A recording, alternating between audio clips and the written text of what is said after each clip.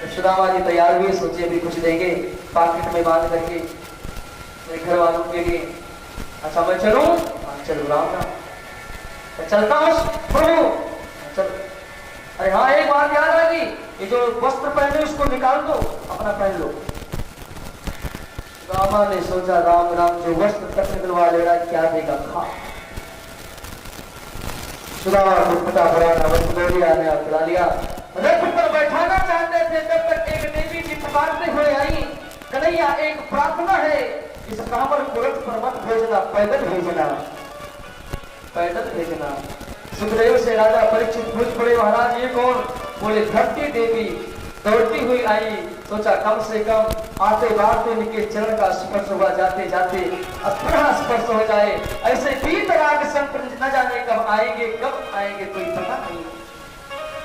भगवान ने चारों से कहा ठहरो, रख ले जाओ, पैदल जाएंगे। कन्हैया हाँ चल। सुदामा को भेज दे भगवान। सोचा सुदामा मैंने जो देना था मैंने दे दिया, और तुम्हारी चाह नहीं थी तुमको नहीं दिया, भाभी की चाह थी भाभी को दे दिया। भगवान कहते हैं जैसे माँ से बेटा रोता है मांगता है तब माँ दूध देती है खिलाती है, भक्त उसी तरह मांगू मुझसे कम हो दूं।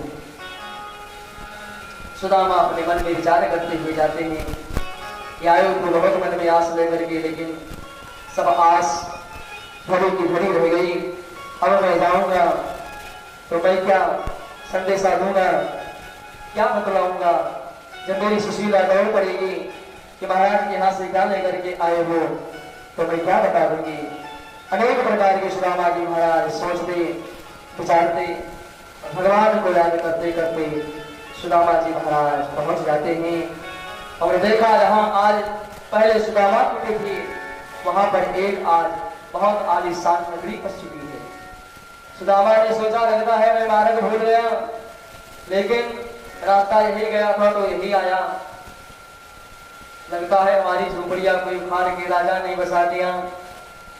हम लोग चारों तरफ घूमने लगे, तब तक दासदासियों ने देखा एक ब्राह्मण देवता घूम रहे हैं।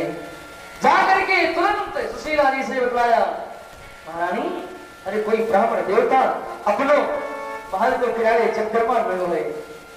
समझ गए।